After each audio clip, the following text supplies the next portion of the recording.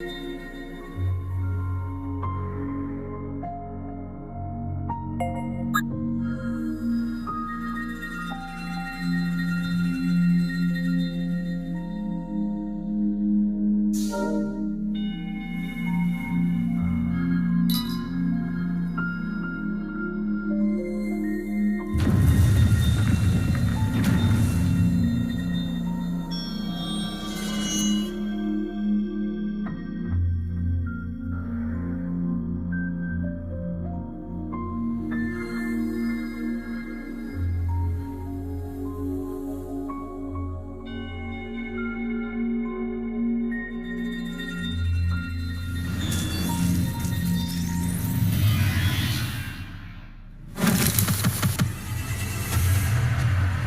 are you?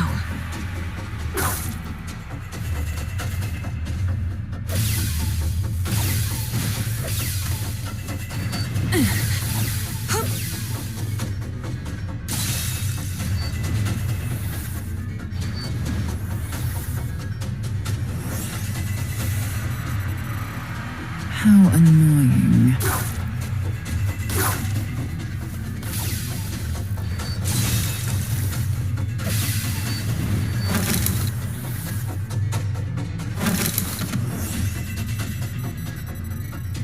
Move.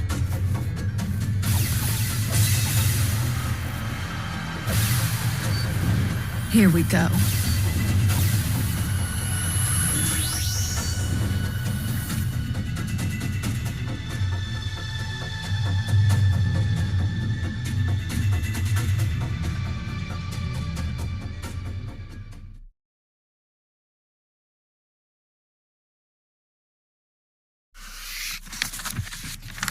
In a distant village, people busy themselves with New Year's festivities. Within this place lies a beautiful spring, known as the Fountain of Hope. Today, a woman stares at this most hallowed sight with ferocity in her eyes. Nearby men turn their leering gazes on her fine features. But after their eyes rest on her for a moment, they quickly find other ways to occupy their time. For the woman's left arm and leg are military prosthetics, tools of war that shine dully in the setting sun. The scent of blood and death hangs about the woman. She is an omen of calamity. And it is the expectation of catastrophe that has brought her to this place. For she was told by an informant that the loathsome kingdom is targeting the village. The kingdom knows the villagers let their guard down during the New Year's festivities, and it now schemes to lay them low in one fell swoop. The fact they are using clockwork men for this deed tells the woman it will be a massacre, deaths beyond counting. She knows the assault can come at any time. So as the people increase their revelry, her watchful eye grows ever more keen.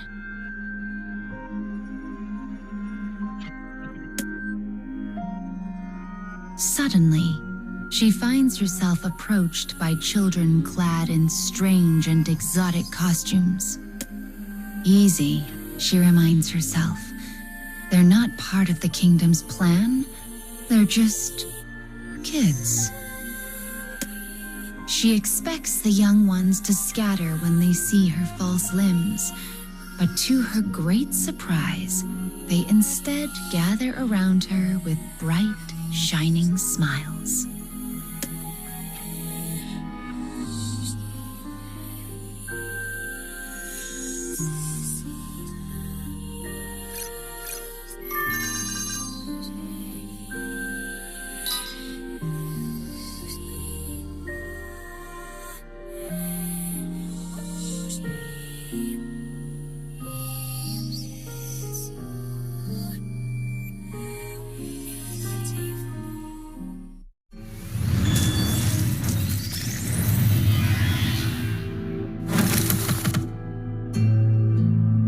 I'll cut down everything in my way.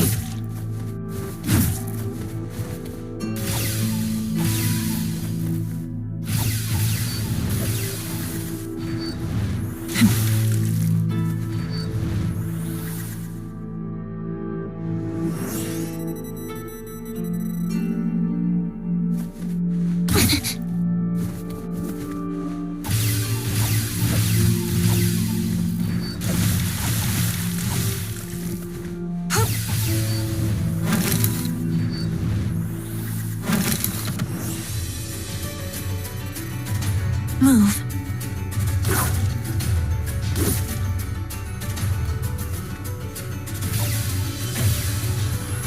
You face your end.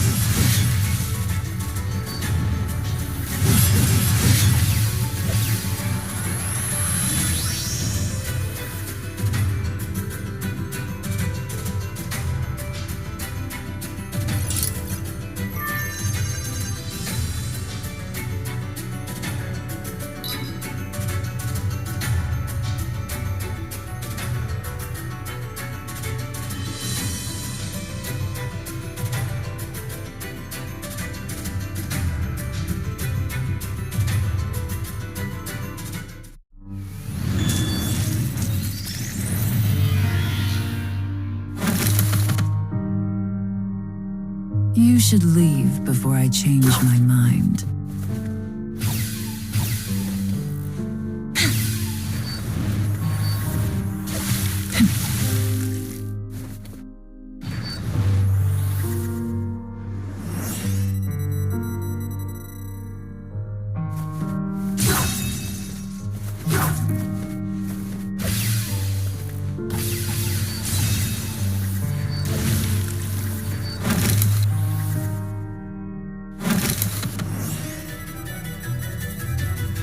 Move.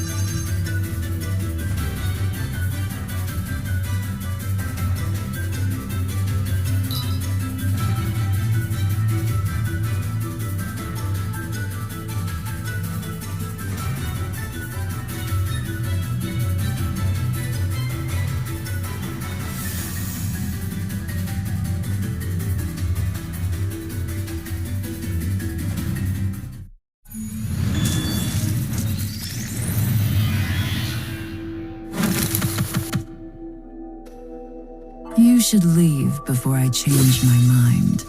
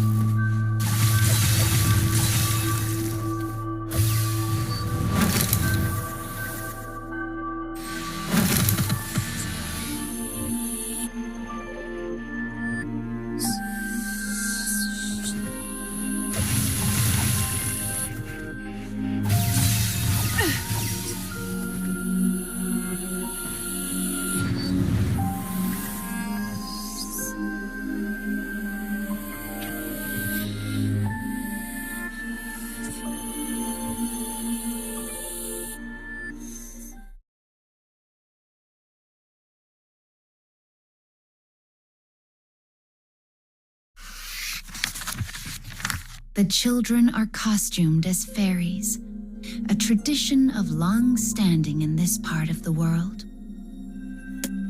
As the bewildered woman looks on, one of them steps forward and speaks. Did your wish come true this year, ma'am?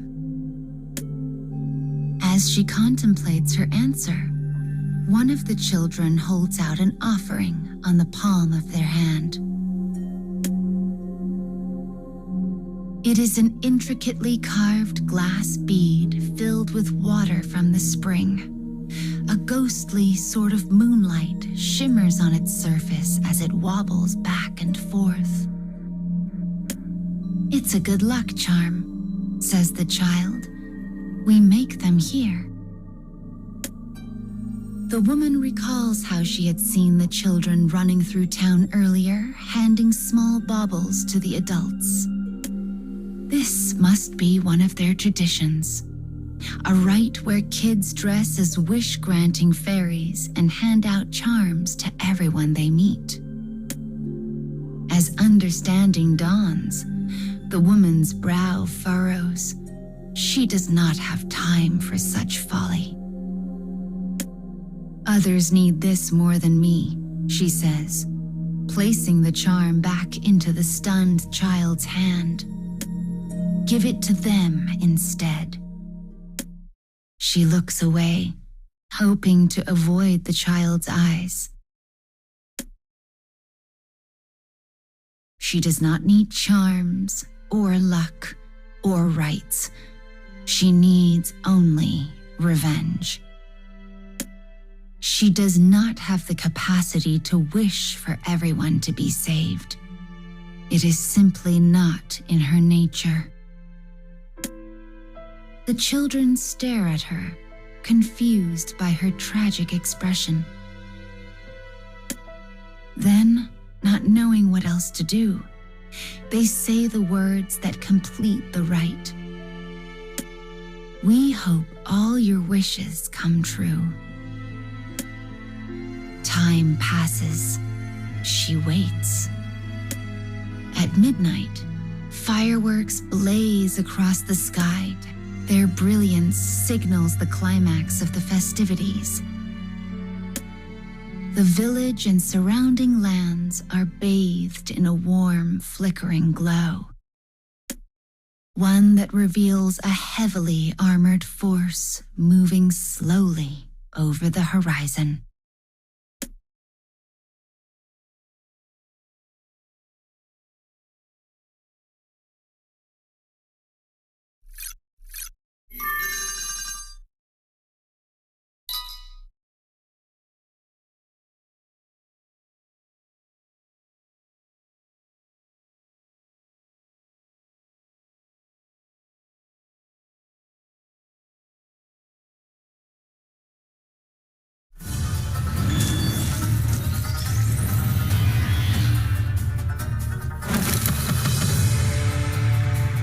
You should leave before I change my mind.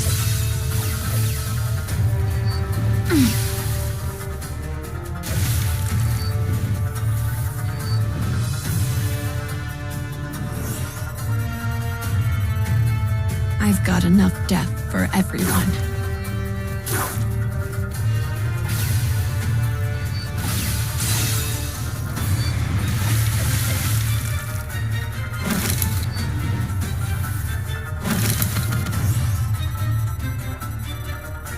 How annoying.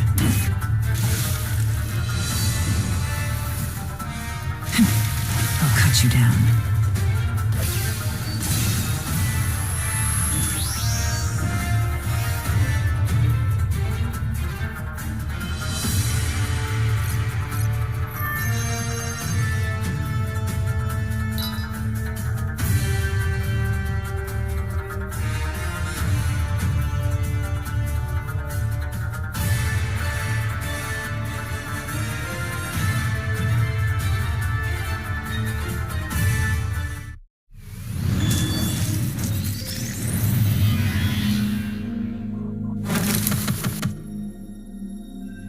I'll cut down everything in my way.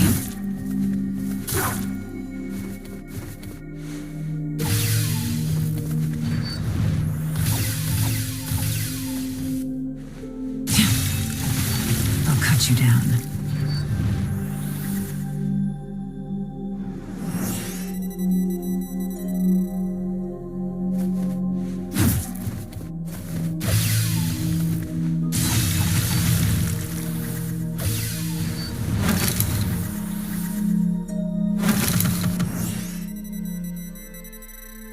Move.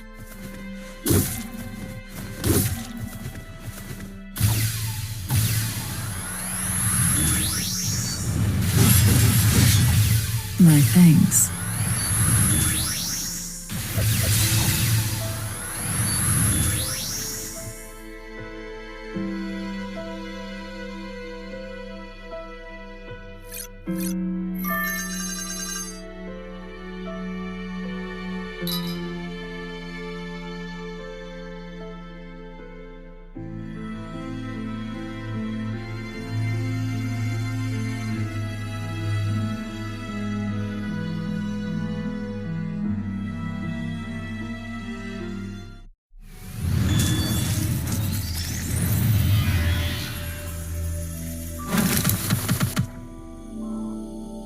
Who are you?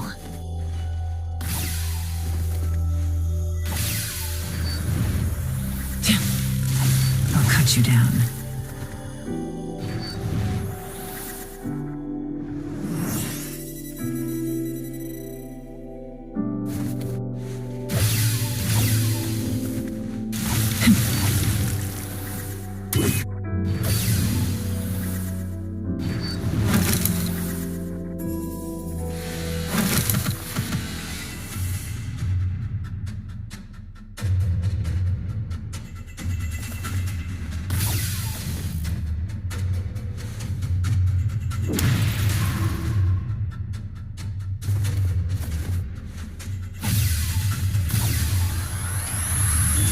Supporting.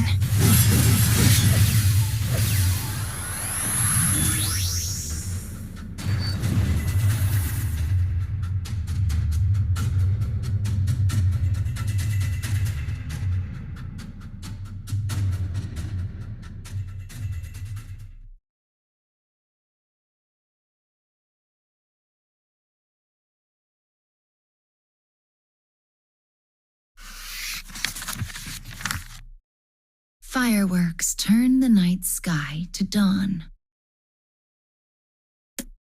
Explosions spiral flesh and bone high into the air. The fountain of hope bubbles quietly. Blood trickles from the mouths of the dying. The festival, once a celebration, has become a rondo of despair.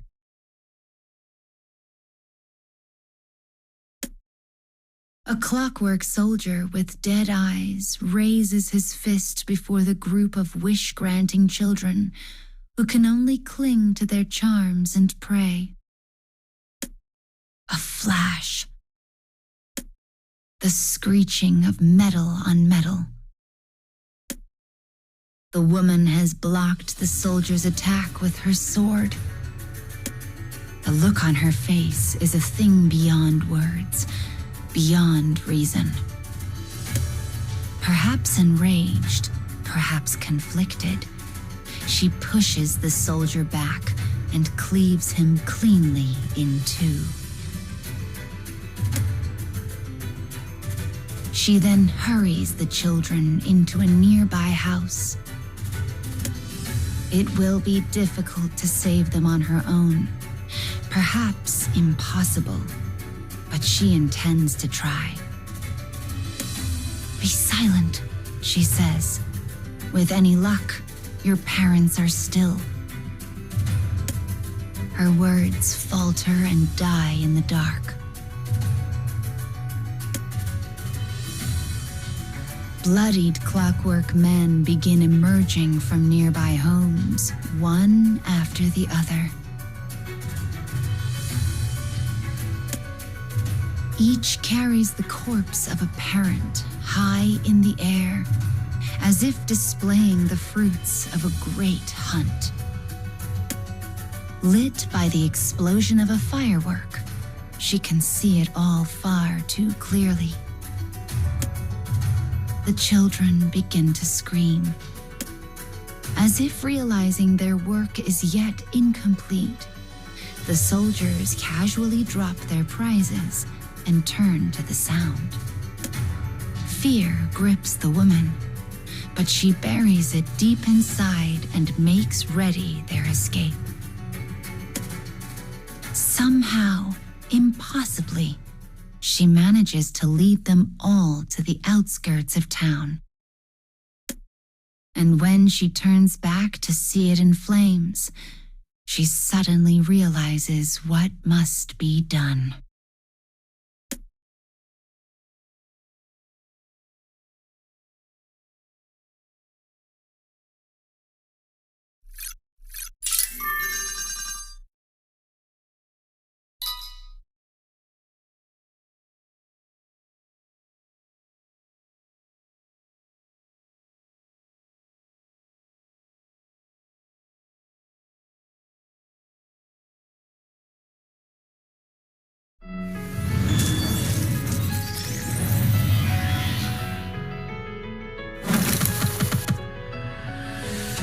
Who are you?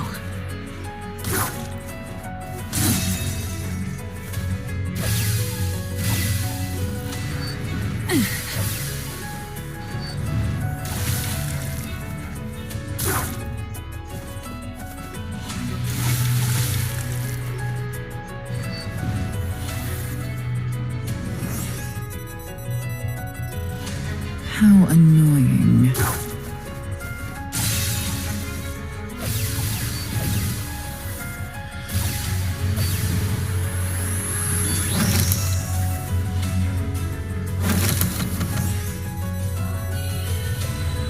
I've got enough death for everyone.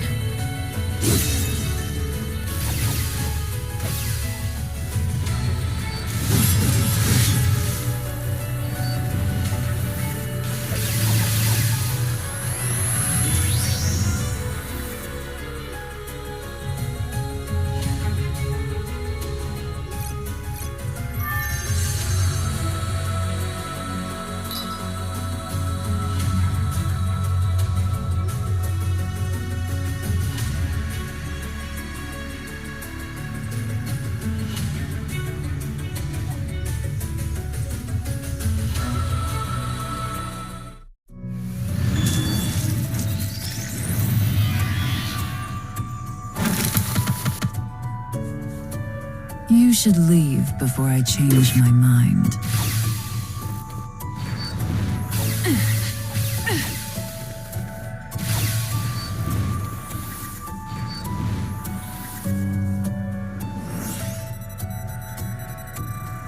Move.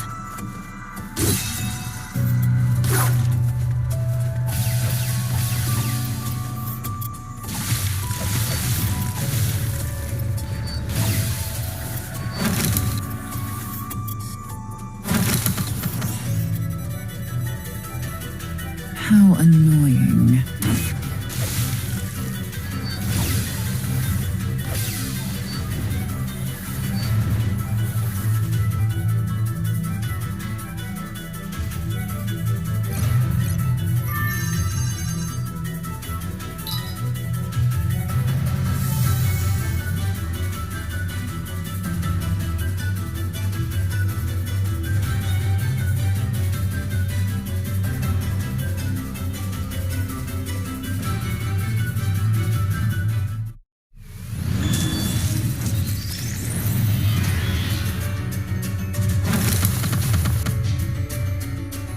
I'll cut down everything in my way.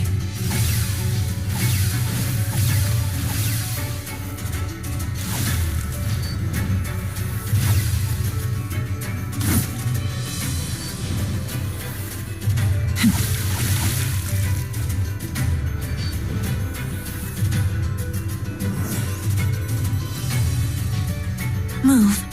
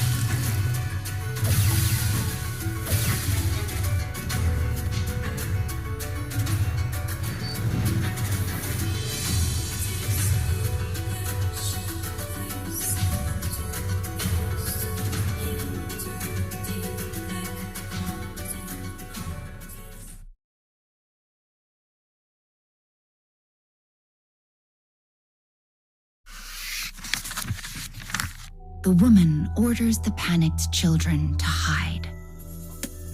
They are sobbing, inconsolable. "This is our fault," they wail. "Our charms were not powerful enough." "Actually," says the woman, "I would like one of those charms now." Her voice is gentle, soothing. It is a thing so unfamiliar to her. Yet it is the same voice she used all those years ago with the one she held so dear, the one she tried so hard to save. It is a voice that soothes the weakened, and it works a kind of calming magic on the children. She takes one of the good luck baubles in hand before turning back to town. As the children begin to pray, they grip their remaining charms tightly enough to leave deep marks on the palms of their tiny hands. To think the kingdom would try to steal hope from one so young. They are beyond forgiveness. But rather than rage, it is hope that drives her toward battle this day. Minutes pass. Hours. The sun finally begins its slow march across the sky. Just as the children's despair is threatening to overtake them, the woman returns.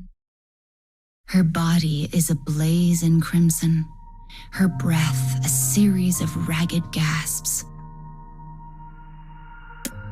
In one hand, she grasps a number of severed heads, all that remain of the clockwork soldiers. In her other, she grips a bloody, tattered charm. She speaks then, softly but sternly. "You see, my wish came true, so all of you need to pray to your charms. You need to live. You need to thrive. It's all right to cling to things you cannot see. So find that hope and never let it go. And when you have children of your own, make sure to pass it down to them as well." Her voice falters. Are her words true? Or is she simply trying to convince herself? She doesn't even know anymore. As she turns and walks away, the tears of the children begin their long descent to the earth below. And though their sadness threatens to overwhelm them, they continue to hold tightly to their charms and to their hope.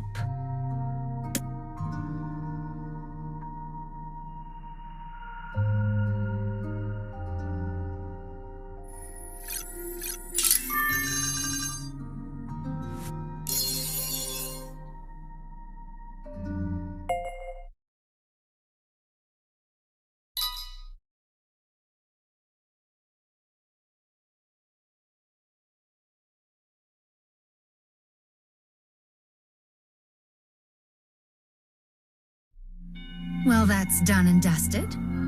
Any stories you restore through subquests will be saved in the library. Don't worry, the dark foes can't reach them there. I'll make it so you can view them, as well as any weapon memories you set right in the cage.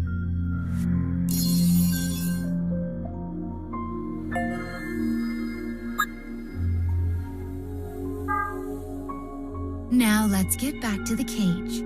We can leave through that door.